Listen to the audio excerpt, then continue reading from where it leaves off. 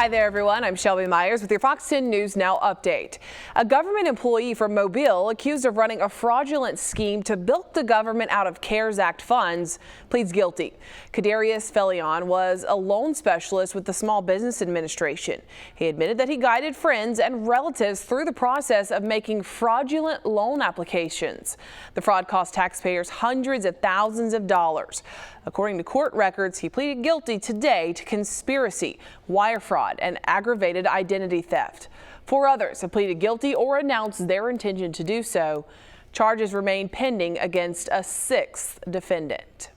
Multiple rounds of heavy rain are expected this week. A flash flood watch is in effect from now through Friday morning.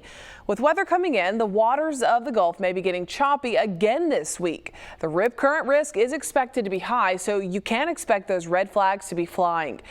Now is a good time to remind you of the beach flag warning system. Take a look at your screen. Double reds means the water is closed. Single red means the conditions are dangerous. We're talking strong surf and potentially life-threatening rip currents. Yellow flags, that's a medium hazard, light surf, that type of thing. And then green, you're good to go. Calm conditions there.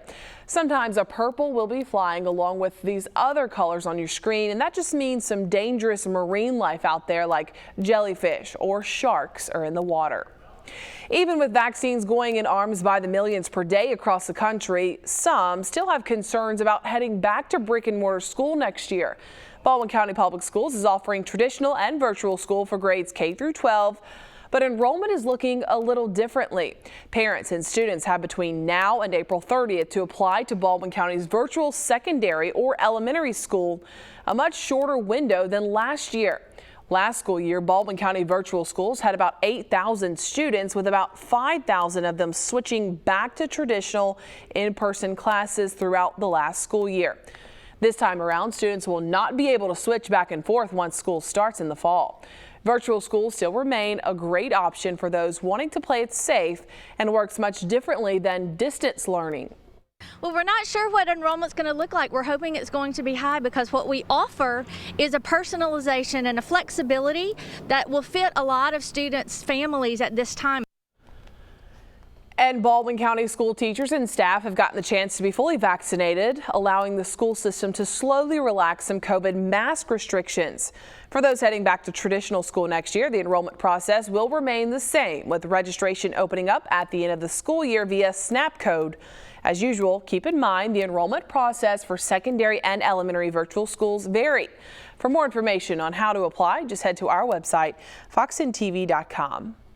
Heads up for drivers in Mobile. Starting today, Ziegler Boulevard between Forestdale Drive and Forest Hill Drive will be closed for a road construction project. Weather permitting, the closure will last for 2 weeks. Detour signs will be posted. We have the detour routes on our website, fox10tv.com. Also, Broad Street in downtown is closed between Spring Hill and Government, and it will be until late summer. This is part of that big Broad Street revitalization project that's underway now.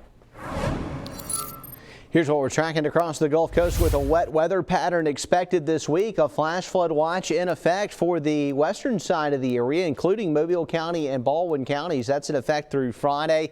Marginal risk of severe weather both tomorrow and also on Wednesday. Higher chances of severe weather begin to develop. As we look at the outlook for Thursday, we may see a slight risk for severe weather getting going.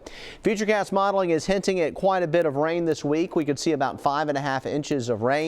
And our rain chances are quite high through the end of the week, so we're going to be closely monitoring radar and trends with rain likely across the Gulf Coast. Thanks for joining us here on Fox 10.